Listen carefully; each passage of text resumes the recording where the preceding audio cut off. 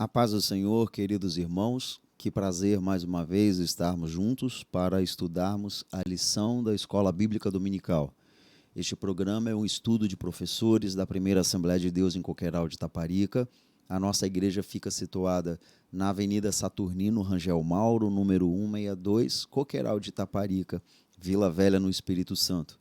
E todas as quartas nós estamos colocando aqui o programa para o estudo de professor para a próxima lição, que será ministrada no próximo domingo.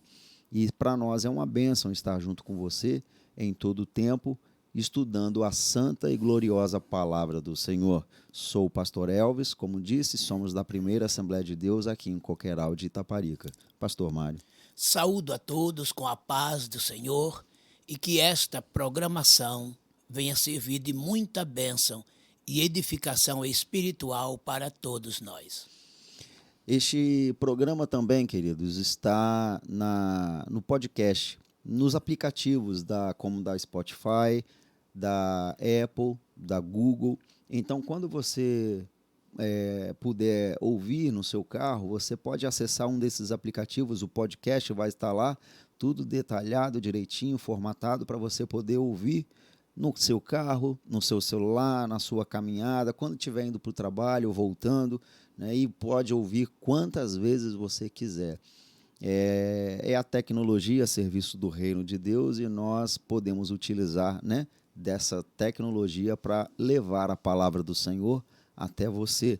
E o nosso desejo é que você seja enriquecido nesta lição para poder passar esse conhecimento na próxima aula, no próximo domingo, para a sua classe, para os seus alunos. Lembrando que nós estudamos a revista da CPAD e nós estudamos aqui a lição para adultos.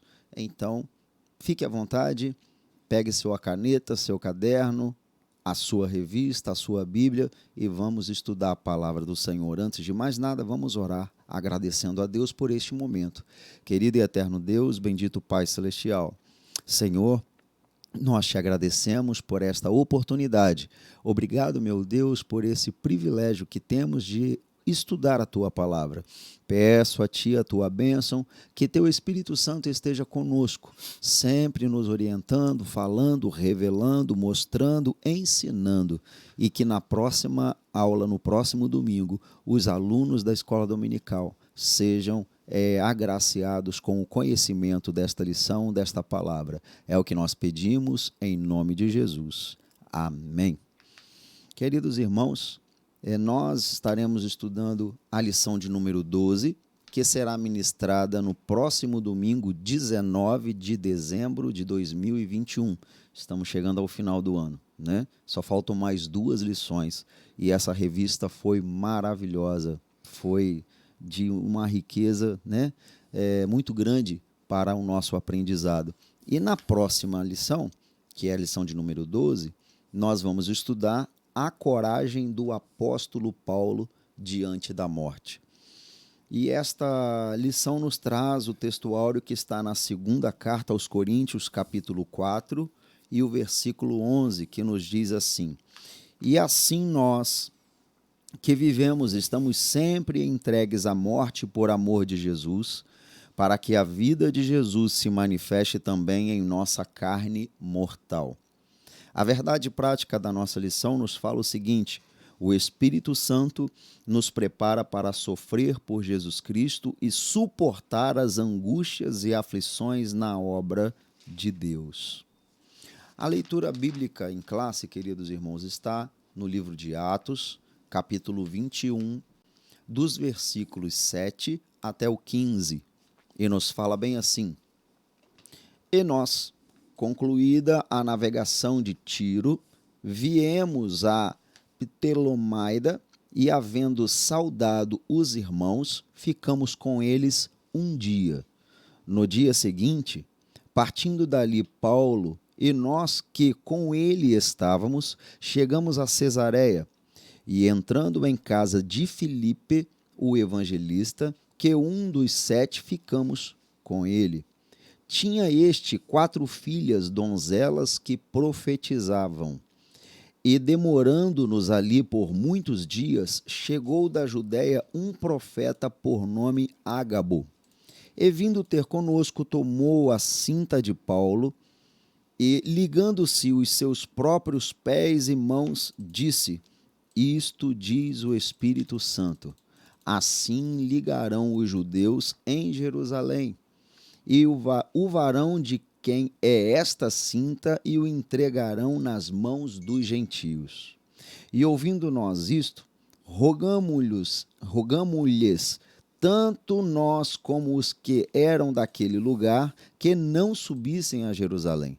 Mas Paulo respondeu: Que fazeis vós, chorando e magoando-me o coração? Porque eu estou pronto não só a ser ligado, mas ainda a morrer em Jerusalém pelo nome do Senhor Jesus.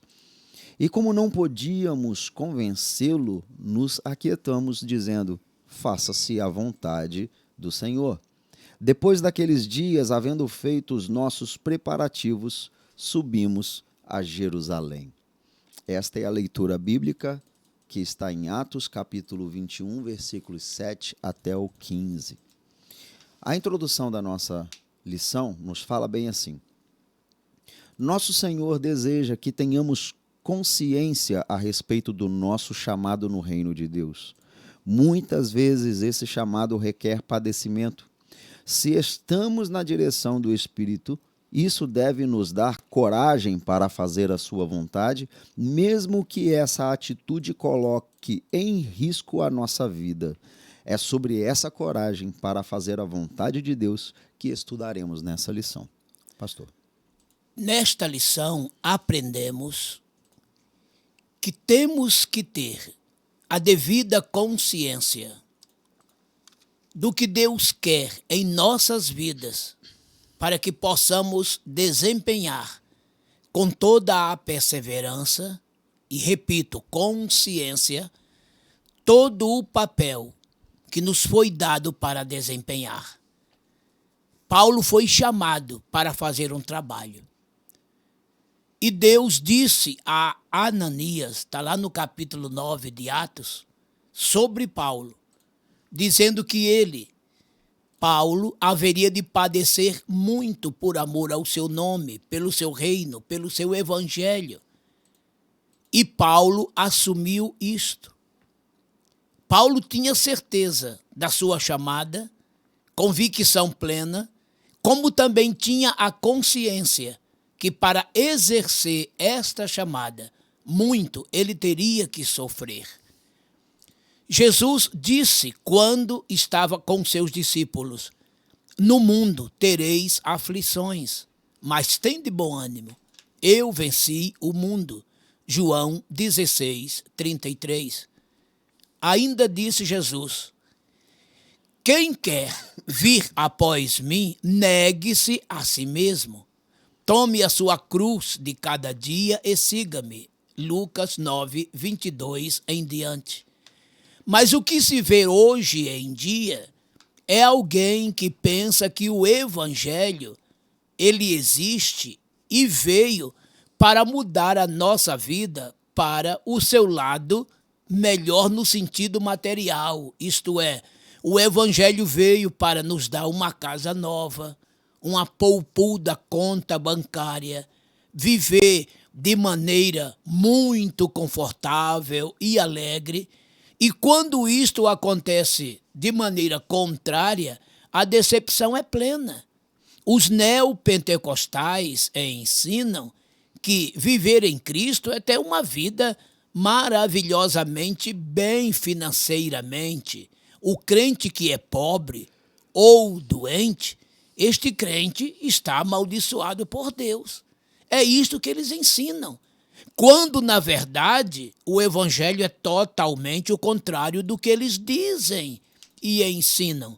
O próprio Paulo, na sua segunda epístola, que ele escreveu a Timóteo, no capítulo 3 e o versículo 12, ele disse: todo aquele, olhe bem, não é um nem outro, é todo aquele que quer viver piamente em Cristo Jesus, padecerá perseguições, tribulações, E o Salmo 46, versículo 1 diz: Deus é refúgio, fortaleza e socorro bem presente. Em quê? Nas angústias, nas aflições.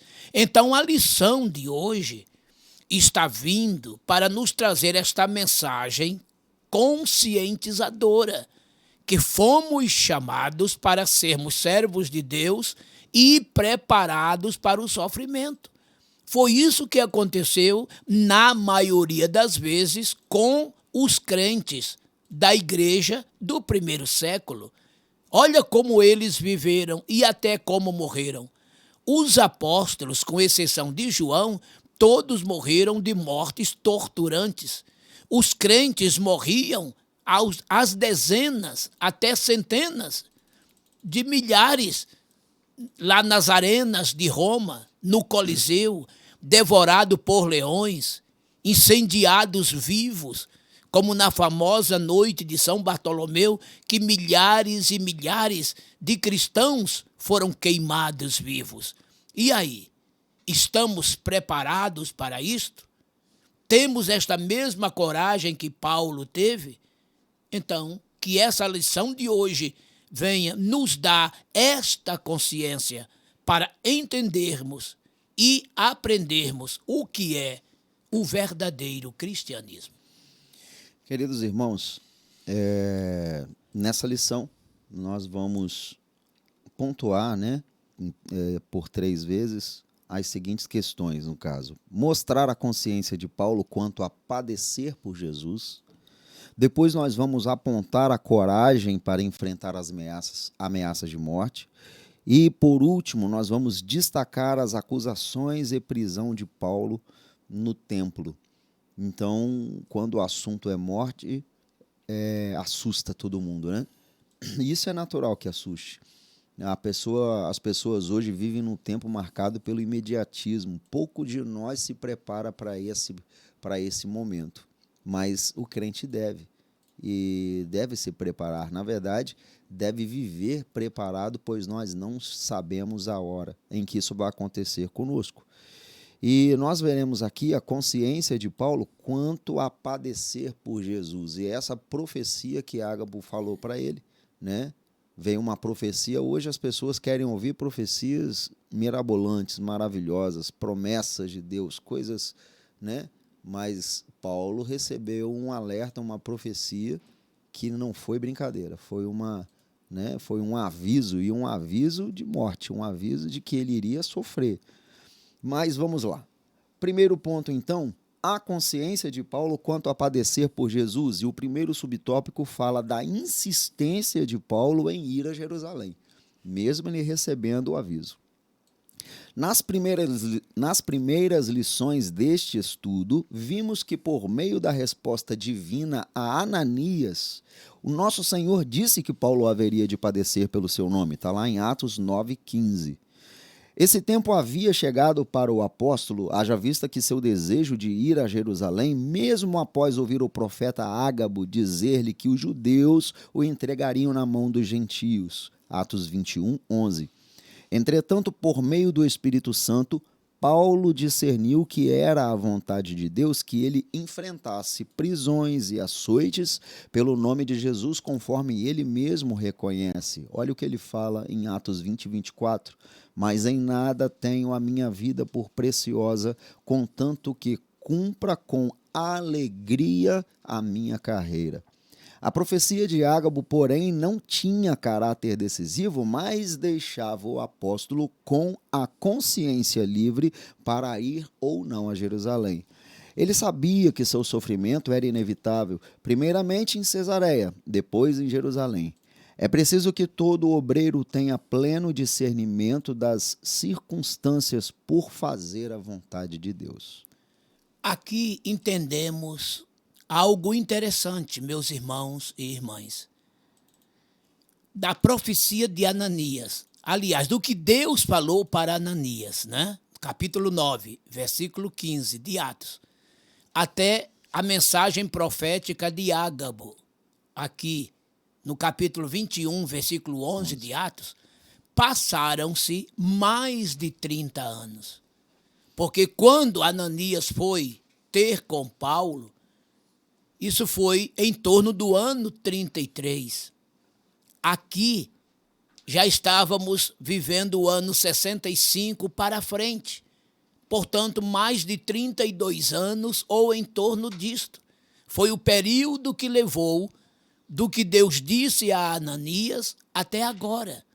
Neste momento que Ágabo, também da parte de Jesus, de Deus, profetizava para Paulo.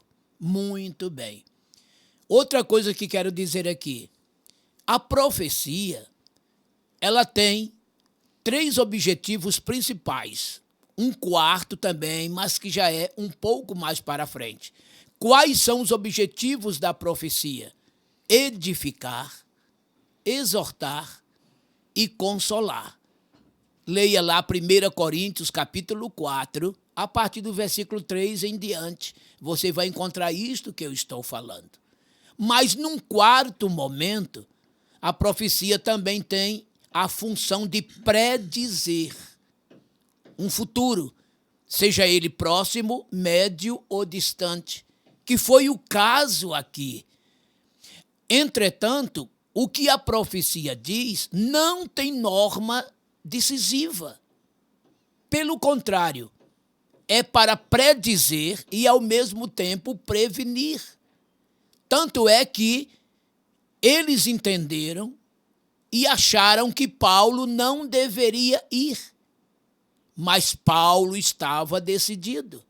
Se lermos no capítulo anterior, o de número 20, lendo a partir do versículo 20 também, chegando pelo 21, 22, o próprio Paulo disse, quando ele estava se despedindo dos irmãos lá em Tiro, que a não ser que o Espírito Santo revelasse para ele de cidade em cidade o que lhe esperava em Jerusalém, tribulações e outras coisas mais.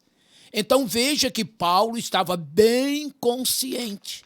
E Paulo sabia perfeitamente discernir que aquilo que Deus estava falando para ele, tanto no capítulo 20, como agora através de Ágabo, 21, 11, não era para que ele não fosse, e sim para que ele estivesse prevenido, preparado para o que haveria de acontecer. Isso é muito importante quando a pessoa que serve a Deus, seja homem ou mulher, ele tenha de Deus o discernimento num momento como este. Um outro exemplo que tenho é que em algumas vezes Paulo quis pregar e o Espírito Santo lhe impediu. O Espírito Santo impediu a Paulo, em algumas ocasiões, que ele fosse pregar em determinados lugares e ele não foi.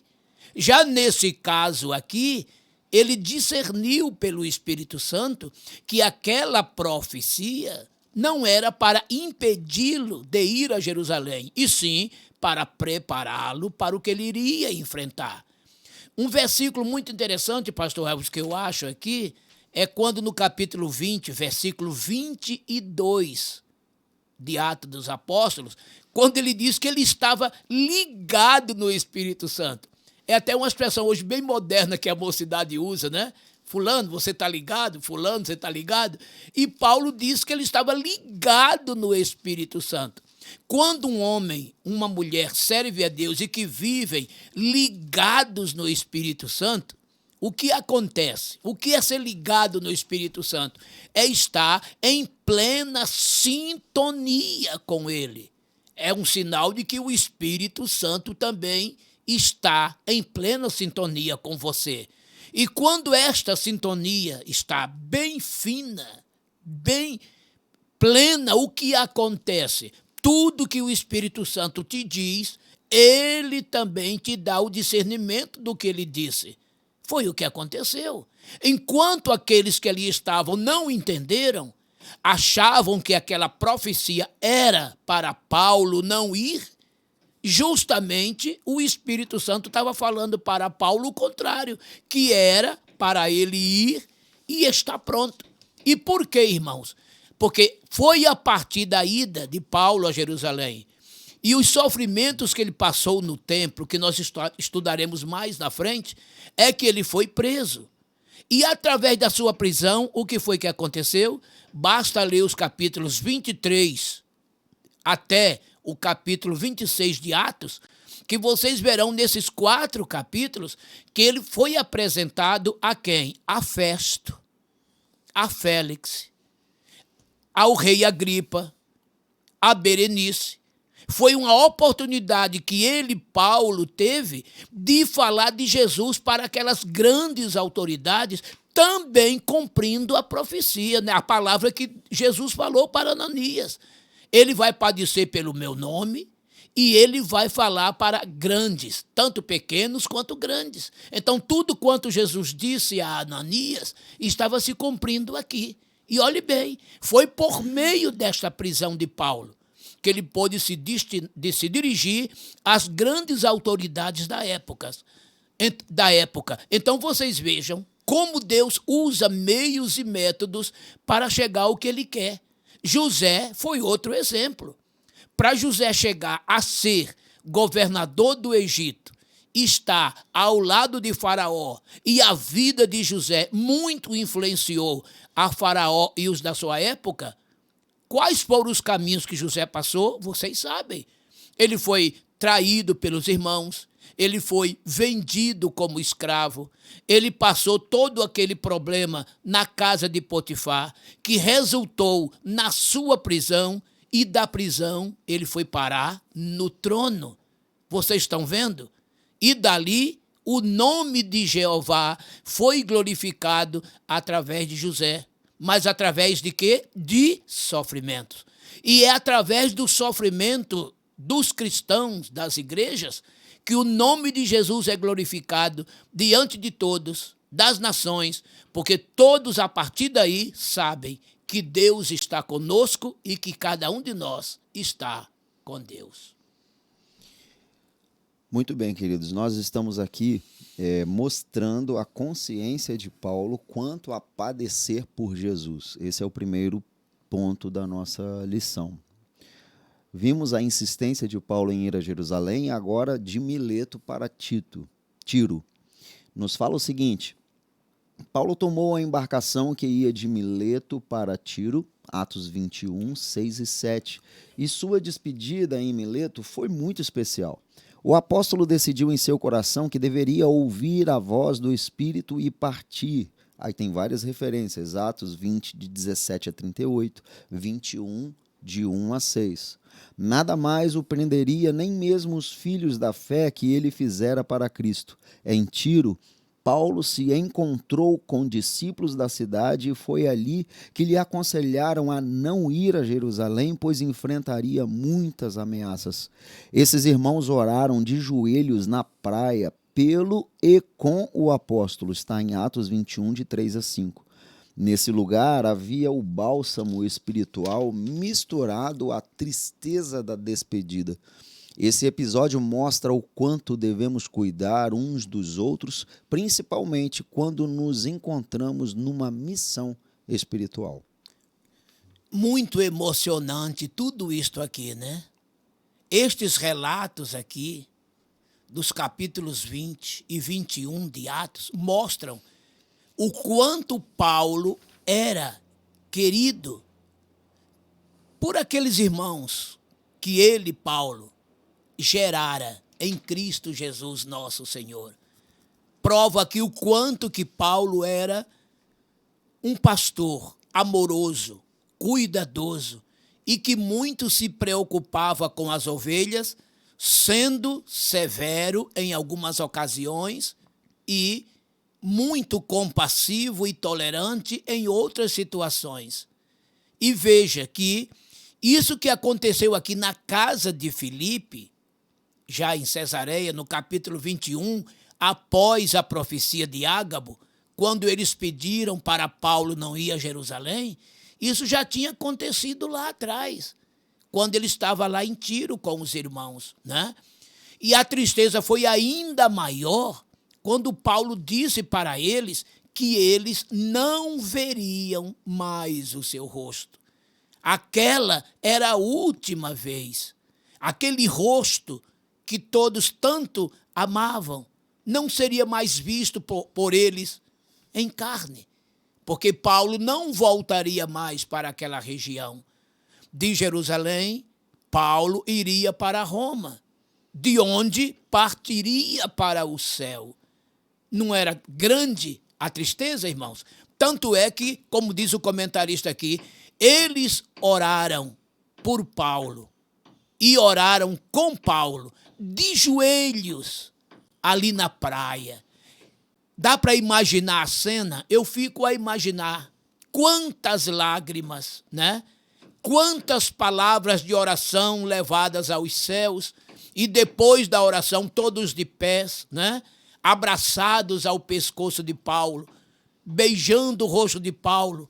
Eram os abraços da despedida, os beijos da despedida, porque o ósculo santo era muito comum entre eles naquela época e naquela região.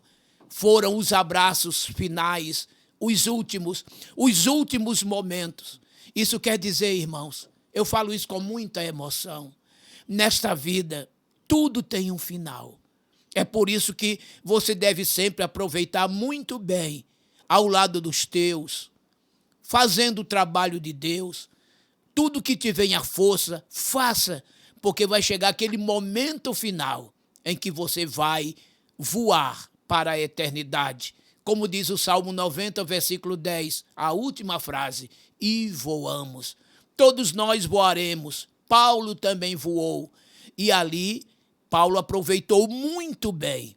Tanto ele aproveitou tão bem o seu tempo, que ele falou com toda a consciência, escrevendo a Timóteo, combati o bom combate, acabei a carreira e guardei a fé. Agora só me resta a coroa que o justo juiz me dará naquele dia, mas não somente a mim, mas a todos os que amam e aguardam a sua vinda. 2 Timóteo 4, versículos 7 e 8. Então aqueles momentos ali foram os últimos. Como também na casa de Filipe foram os últimos instantes. Paulo deve ter passado por aquela casa outras vezes, mas aquela era a última. Nunca mais aquilo se repetiria. Então aproveite o teu tempo, porque vai chegar o momento que você não repetirá mais. Então vai nesta tua força, faz o que tens que fazer, porque breve, muito breve, estarás diante de Deus e por ele recompensado. Terceiro subtópico, passando por Cesareia. Nessa cidade, o apóstolo aproveitou a ocasião para fortalecer a fé dos cristãos de Cesareia. Ali, Paulo encontrou um dos diáconos eleitos em Jerusalém, que se tornara um evangelista inflamado pelo Espírito, Filipe. Este recebeu e hospedou o apóstolo e seus companheiros em sua própria casa. Segundo a narrativa de Lucas, Filipe era homem espiritual e suas 4 filhas donzelas eram profetisas. Atos 21, 8 e 9. Nessa permanência de 8 dias em Cesareia, Paulo não se organizou para ficar mais tempo. Ele resolveu seguir pela estrada até Jerusalém. É muito significativo quando o nosso coração, inflamado pela convicção do Espírito Santo, persevera em cumprir a missão outorgada por ele. O que é muito interessante aqui, amados, é que em momento algum, Paulo pensou em desistir de ir a Jerusalém, mesmo sabendo que seria ali o seu fim. Uma outra coisa que me chama muita atenção aqui é que mesmo Paulo, nos seus últimos dias, e ele tinha consciência disto, vocês não veem um Paulo desanimado, um Paulo entregue. Alguém ousaria até dizer, já que não tem mais jeito, agora vou me entregar, não tem mais problema, não é? Mas Paulo não. O que é que diz aqui?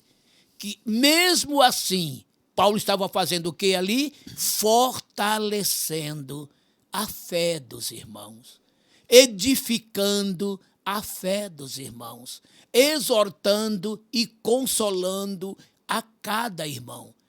Isso quer dizer que o trabalho do obreiro não cessa.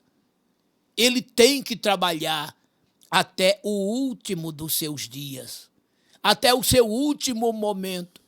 ele pode até não ter mais força para administrar, ele pode até não ter mais saúde para dar muito mais assistência, mas isso não lhe tira a capacidade de ser um homem, uma mulher chamados por Deus para fazer a obra do Senhor. Deus dará sempre a variante certa.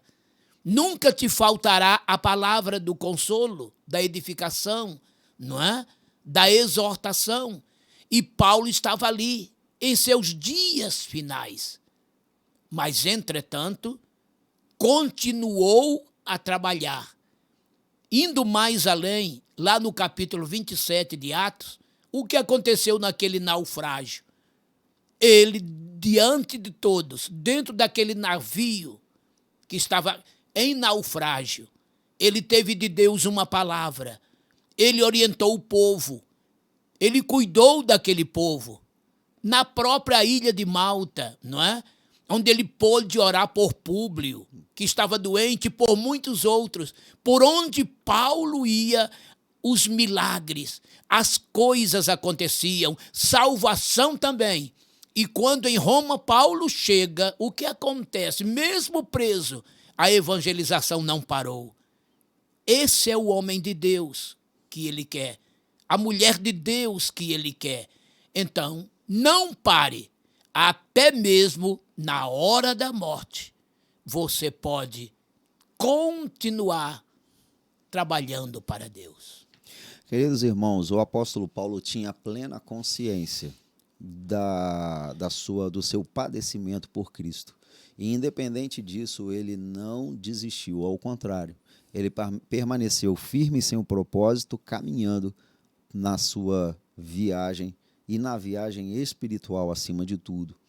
E hoje em dia, muitos crentes só querem a nova mensagem desse novo evangelho, só quer nos trazer flores e flores e flores. E Jesus falou que o evangelho também é sofrimento. Nós teremos uma vida de sofrimento aqui, mas precisamos ter bom ânimo, nós precisamos ter força, nós precisamos ter a convicção de que tudo isso nós trocaremos por uma coroa lá no céu. Glória a Deus. E isso é o que importa para nós. As dificuldades virão, os problemas virão, as adversidades estão aí, mas estão para serem enfrentadas, não para serem dissipadas. Algumas Deus até faz, mas outras nós devemos enfrentar, nós devemos encarar, e Deus nos dará força para isso. Evangelho que não tem sofrimento, sinceramente, não é o evangelho de Cristo. Pois o mundo nos persegue, o mundo nos odeia. Os olhares estão atentos a nós e nós somos a luz desse mundo. Ou seja, nós incomodamos porque nós mostramos a verdade, nós mostramos, revelamos para esse mundo o quão errado, o quão perdido, o quão condenado eles estão. E isso nos traz problema, isso nos traz dificuldades. Seremos perseguidos sim. E não é novidade nenhuma. E as coisas só vão piorar. As coisas só vão piorar. E Deus há de ter misericórdia de nós. Deus há de nos dar força para enfrentar tudo isso. O mais importante é que o céu está logo ali, nos aguardando, e a nossa vitória será certa em nome de Jesus. Mas o que é interessante, antes de entrar no segundo ponto, Elza, é que esta consciência não era só de Paulo, era de todos os apóstolos que aprenderam com Cristo. Vocês querem ver uma coisa muito rapidinho? Naquela hora que Jesus foi preso, por exemplo, que Pedro cortou a orelha de Malco, que era o servo do sumo sacerdote. Então Jesus fez aquele milagre, colou a orelha do rapaz no lugar e disse a Pedro: olha, Pedro, mete a tua espada na bainha, porque quem com ferro fere, com ferro será ferido. Se eu quisesse, Pedro, eu rogaria ao Pai e ele me mandaria 12 legiões de anjos para me livrar desse momento. Mas sabe o que acontece, Pedro? Eu vim para isto. Então Jesus ele veio com a consciência de que padeceria, de que morreria e que haveria fruto nesse seu padecimento e na sua morte. E ele próprio, orando ao Pai, o que é que ele disse? Pai, se possível, passes de mim este cálice, todavia, não se faça a minha vontade, mas a tua vontade. Então essas coisas temos que entender, temos que ter esta consciência que ser chamado para a obra de Deus, para o reino de Deus, é expor as suas vidas em favor de outras vidas. Isso aí. Nós vimos então agora, queridos, a consciência de Paulo quanto a padecer por Jesus. Agora nós vamos mostrar ou apontar a coragem para enfrentar essas ameaças de morte. Então, a coragem para enfrentar as ameaças de morte. Primeiro subtópico nos fala o seguinte: a coragem do apóstolo pela voz do Espírito.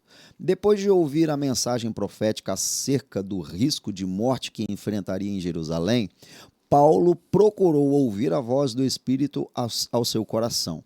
Isso deu-lhe uma certeza profunda de ir até o fim em seu ministério e, consequentemente, enfrentar qualquer ameaça.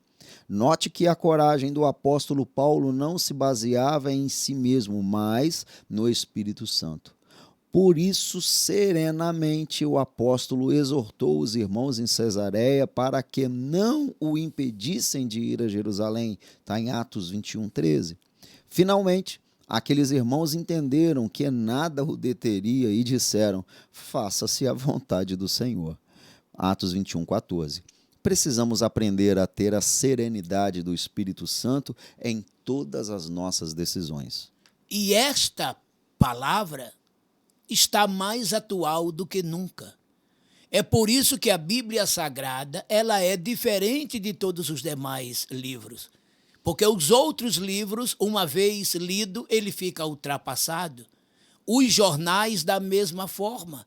Mas a Bíblia Sagrada, um jornal, um livro, né, que já tem mais de 3.500 anos, desde que começou a ser confeccionado a partir de Moisés, até hoje ele é por demais atual. E aqui está a atualização, porque uma lição como esta, ela nunca teve tão atual como está agora. Aonde eu quero chegar é que estamos enfrentando problemas ou vamos começar a enfrentar, né? A igreja que tem sofrido nos blocos comunistas, perseguições desde o primeiro século. E o que se vê hoje? Certas situações e a gente vê os crentes assustados, obreiros assustados, porque estamos sendo perseguidos por isto, por aquilo. Entretanto, o escritor aos Hebreus, no capítulo 6, versículo 4 em diante, diz assim: vocês ainda, nós, não chegamos até o sangue. Ainda não chegamos, né? Você vê que a perseguição não chegou a esse ponto de vidas serem sacrificadas, torturadas, apenas ameaças verbais, através da imprensa, daqui e dali, uma lei daqui e dali que está surgindo ou vai surgir para tentar nos bloquear, embaraçar nossos passos, e já estamos assustados. Imaginem quando chegar o momento de existir prisões, cárceres, até morte, se não negar a Jesus. E aí, como é que fica? Paulo encarou tudo isto corajosamente. E nós? Os cultos estão aí, lotados de crentes, né? Mas no momento de perseguição, aonde ficarão esses crentes? Encararemos ou não? A verdade é uma só, hein? Temos que nos preparar, porque o que aconteceu, sem dúvida, se repetirá. A chegada em Jerusalém. Paulo foi para Jerusalém acompanhado por alguns discípulos de Cesareia. Sua recepção em Jerusalém foi feita de muito boa vontade pelos irmãos da igreja, está em Atos 21:17. A notícia de sua chegada rapidamente se espalharia pela cidade. A ocasião era festiva e Jerusalém estava recebendo judeus de todas as partes do Império Romano para a tradicional festa de Pentecostes. Deixa eu ler logo o outro para emendar aqui. Terceiro subtópico, Paulo se depara com os oponentes judeus, porque ele chegou em Jerusalém. No dia seguinte à chegada em Jerusalém, Paulo encontrou-se com os anciãos e Tiago, o irmão do Senhor, um dos principais líderes da igreja em Jerusalém. Aí tem várias referências, Atos 21:18, Gálatas 2:9. Ali Todos ouviram do apóstolo o que Deus estava fazendo na vida dos gentios. Glorificavam a Deus pelas maravilhas que ele havia feito por intermédio do seu servo. Atos 21, 20. Entretanto, os irmãos da igreja em Jerusalém não deixaram de mencionar a Paulo a acusação dos judeus que haviam recebido o evangelho, mas estavam presos ao judaísmo. Esses judeus queriam um cristianismo judaizante, com costumes e ritos tais como a circuncisão, a guarda do sábado, entre tantas outras coisas. Paulo, porém, era a antítese disso tudo. O que é interessante nesses dois subpontos é que Paulo teve dois tipos de recepções. E nós estudaremos isto e aprenderemos. Num primeiro momento, a igreja em si, o ministério, que recebeu Paulo muito, muito bem. E num segundo momento, os judaizantes, que viam em Paulo um inimigo da lei de Moisés. Sabem por quê, irmãos? Porque o cristianismo era uma coisa tão nova, mas tão nova, que chegou a confundir a mente de muita gente. O próprio Nicodemos ficou confundido com a doutrina do novo nascimento de Jesus. Basta ler João 3, de 3 em diante. E não foi diferente ali. E muitos daqueles crentes que aceitaram a Jesus, as suas mentes estavam confusas, né? Porque eles achavam que, juntamente com o sacrifício de Jesus, dispensação da graça, precisava de guardar o sábado, de haver circuncisão, porque, afinal de contas, estava na lei. Moisés, servo de Deus, não é? Mas o pior, irmãos, que tinham os judeus mesmo que não aderiram ao cristianismo e que foram estes que perseguiram a Paulo querendo espedaçá-lo, apedrejá-lo, matá-lo.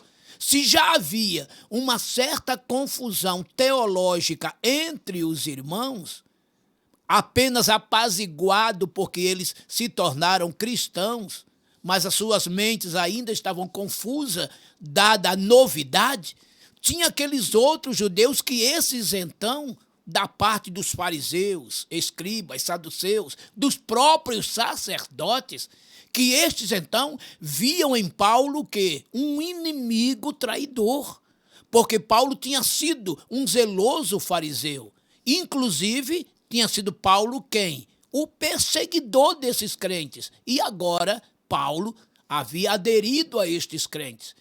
Para a igreja, Paulo era uma bênção. Era a maior autoridade aos gentios. Ninguém ia contestar Paulo. Tanto é que ninguém o seguia, porque ninguém fazia o que Paulo fazia.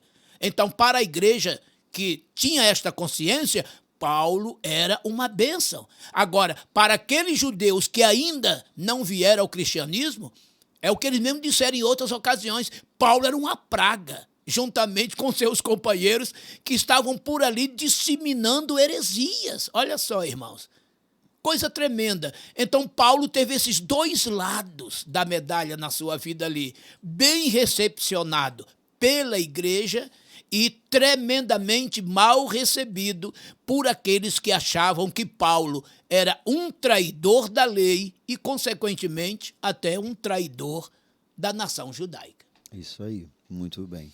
Então, mesmo assim, Paulo não perdeu a coragem de enfrentar. Glória a Deus. Ele foi de forma, como nós vimos no primeiro ponto, muito consciente, mas permaneceu firme no propósito que Deus tinha para a vida dele.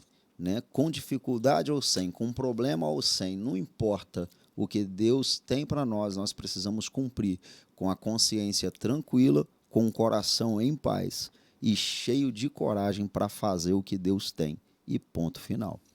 Terceiro e último ponto, nós vamos ver agora as acusações e a prisão de Paulo lá no templo. A gente vai destacar essas acusações aqui. Então, no primeiro subtópico, nos fala o seguinte: as acusações mentirosas contra Paulo. As acusações contra o apóstolo Paulo eram as seguintes, olha só: que ensinava que os judeus entre os gentios deviam se apartar da lei de Moisés. Eles não deveriam circuncidar os filhos, nem andar segundo a lei de Moisés. Está em Atos 21, 21, são as acusações. Os judeus oponentes de Paulo torciam suas palavras e incitavam o povo a rejeitá-lo. Não obstante, Tiago e os anciãos da igreja fizeram a seguinte sugestão ao apóstolo: levar 4 homens que fizeram voto de Nazireu, pagar as despesas deles, raspar a própria cabeça como demonstração de que praticava a lei.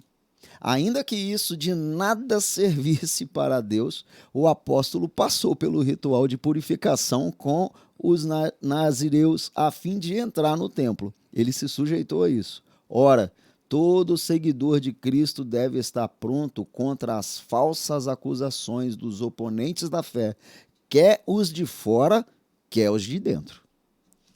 Perceberam bem, irmãos, isso aí? Acusações falsas.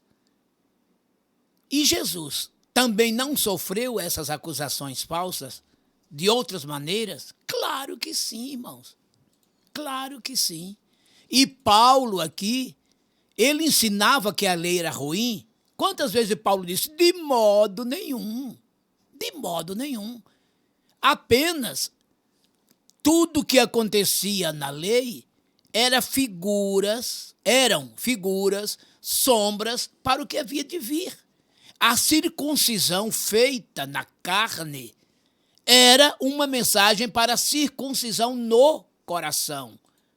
Era uma marca na carne. No Novo Testamento, espiritualmente falando, a circuncisão é a marca da transformação, do novo nascimento no coração. A guarda do sábado, o sábado estava falando de um sábado eterno, de um descanso eterno. Então as obras, as coisas da lei que agiam, que aconteciam materialmente falando, era uma mensagem para o âmbito espiritual.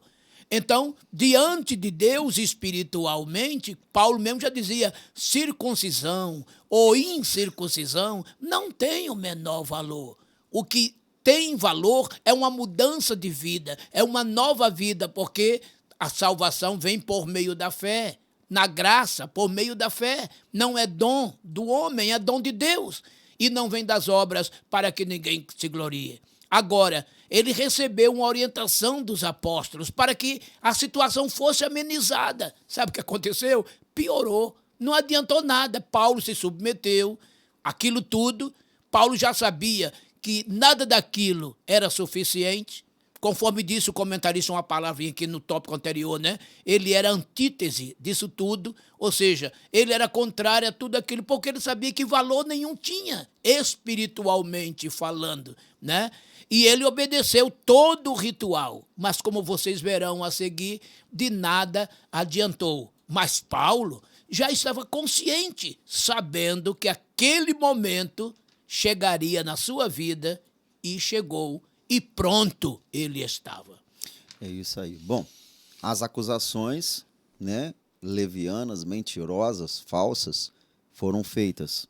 Aí vem a questão da prisão do apóstolo e o enfrentamento contra os seus algozes. Aí nos fala bem assim o comentarista.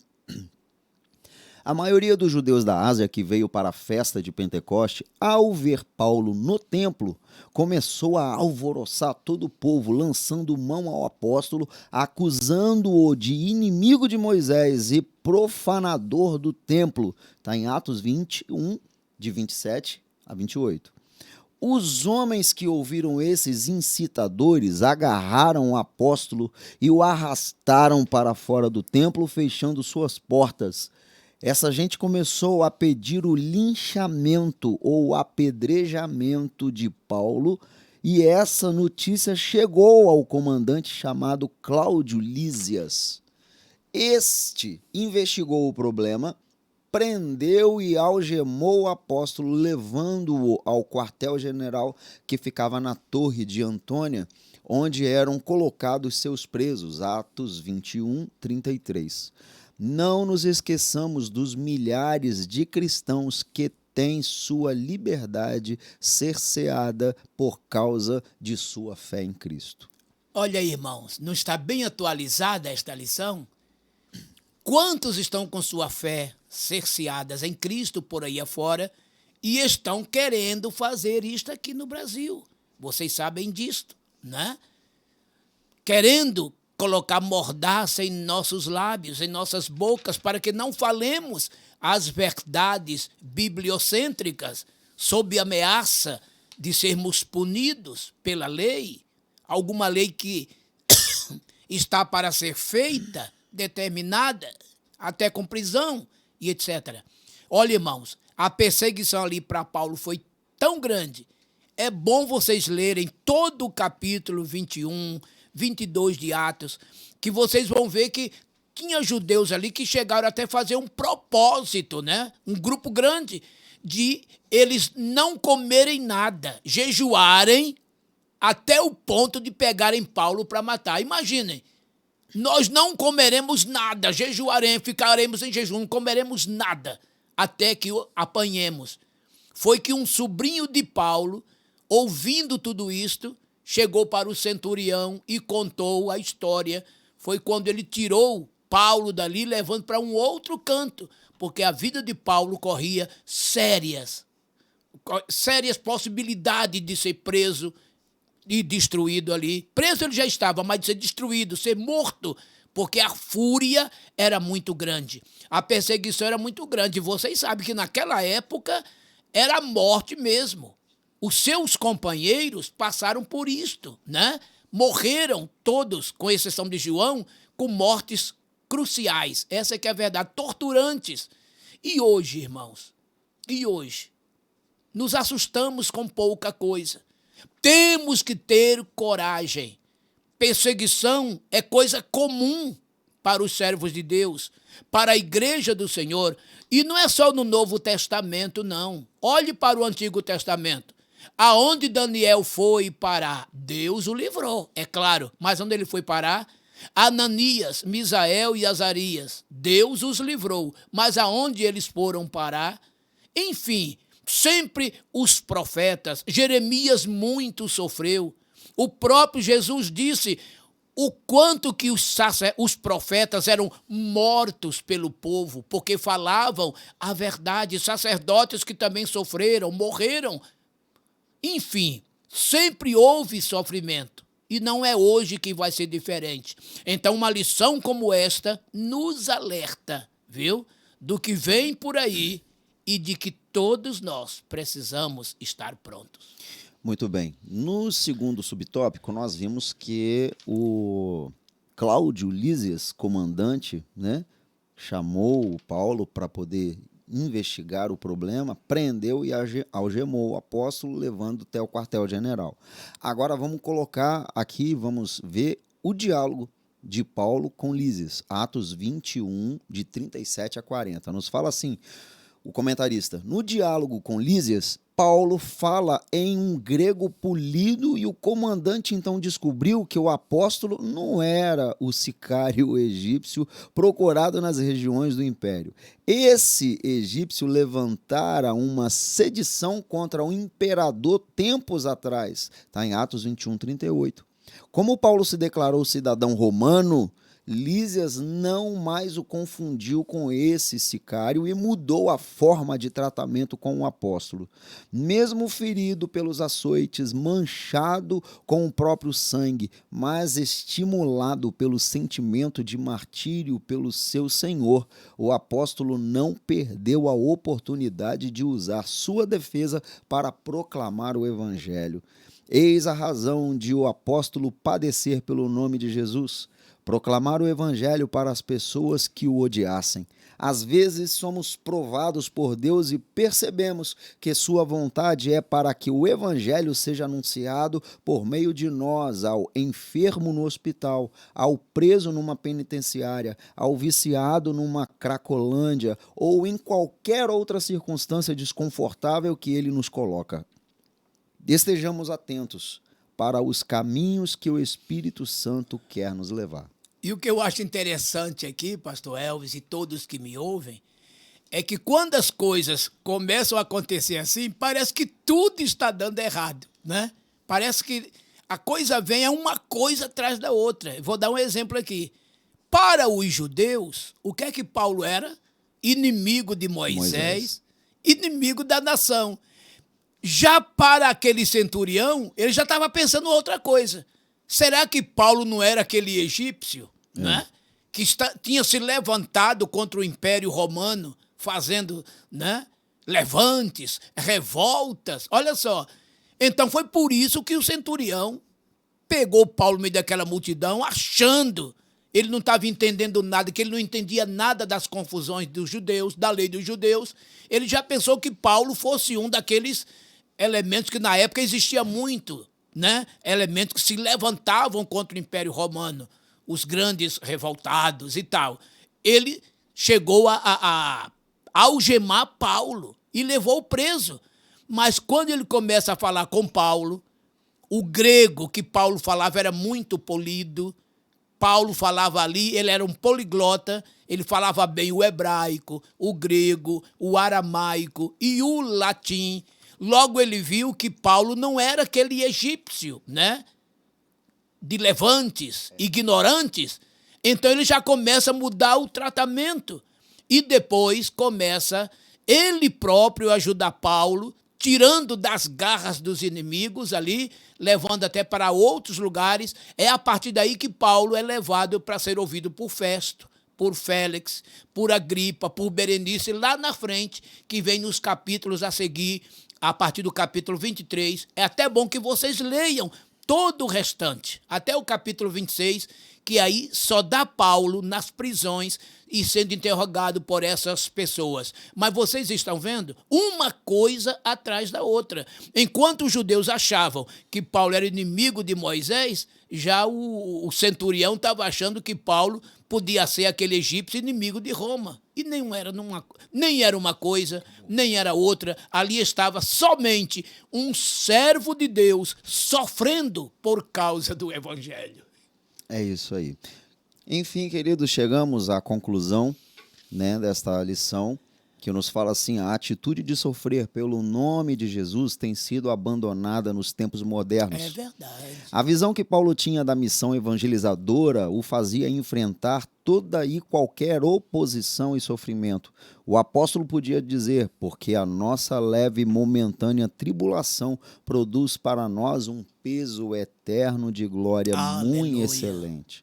Queridos, nós vimos aqui nessa lição hoje, né, que será ministrada no domingo, que Paulo discerniu pelo Espírito Santo a vontade de Deus para enfrentar as prisões, a prisão, né, os açoites pelo nome de Jesus.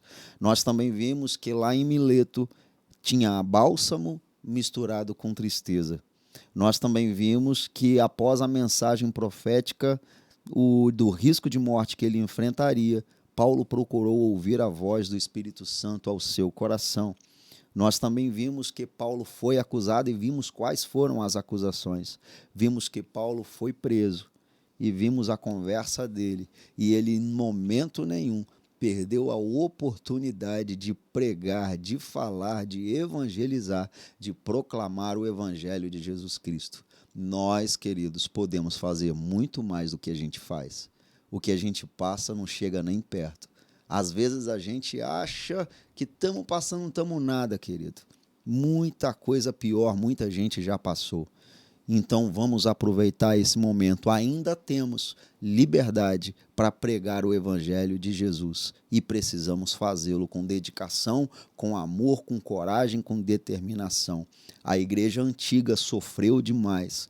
Muitos morreram. Muitos perderam a vida, mas proclamaram o evangelho. O que precisamos fazer é pedir que Deus continue avivando a sua obra em nossos dias, em nome de Jesus. Sempre vou lembrar da coragem, o amor, da firmeza e vontade, a fé e devoção da igreja do tempo de Paulo, de Pedro e João. de Roma, mas nunca negava sua fé de cristão. É um exemplo para mim, verdadeira lição. Eu queria ver a bravura dos santos em plena arena, enfrentando os leões. Quanto mais a fogueira queimava, se ouvia o louvor dos nossos irmãos. Sob o sangue tombavam nas ruas, chegavam no céu com a vitória nas mãos. É um exemplo para mim, verdadeira lição. Oh meu Deus, reaviva tua igreja de novo, faz a chama arder neste povo, como eram os primeiros cristãos. Oh meu Deus. Querido e eterno Deus, bendito Pai Celestial, Senhor, nós te agradecemos por esta lição maravilhosa. Que o Senhor use cada professor neste domingo, cada aluno receba a mensagem falada, pregada, motivada pelo Espírito Santo de Deus. Meu Pai, abençoe este povo, abençoe-nos porque nós precisamos da Tua presença em nossa vida. Nos ajude nessa caminhada. As lutas são grandes, as lutas são ferrenhas, mas a Tua presença nos sustenta, nos conforta, nos protege. Nós precisamos do Senhor nesta caminhada. Ajude a todos, meu Senhor, em nome de Jesus. Amém. Querido professor, que você tenha uma excelente aula neste domingo, que a sua classe esteja cheia do Espírito Santo de Deus. Não se esqueça que preparar é necessário, mas não pode deixar de dobrar os seus joelhos e orar para pedir que o Espírito Santo te lembre de todas as coisas e o Senhor vai te abençoar em nome de Jesus. Quero só reforçar que este áudio, essa lição também está no podcast, no Spotify, no Google, na Apple, então você pode acessar, assistir, ou no caso ouvir, né? Quantas vezes você quiser, no lugar que você quiser, além do YouTube, no vídeo que você pode também nos ver. Que o Senhor te abençoe, nós te esperamos aqui na quarta-feira que vem, novamente às 20 horas, em nome do Senhor Jesus. Pastor Mário com a bênção apostólica. Que o indelével amor ágape de Jeová, o onipotente Deus Pai, que a inefável graça de Jesus Cristo, o transcendente e onipresente Deus Filho e a divina comunhão do Paracleto Deus Espírito Santo, seja com todo o povo de Deus, neste dia e sempre.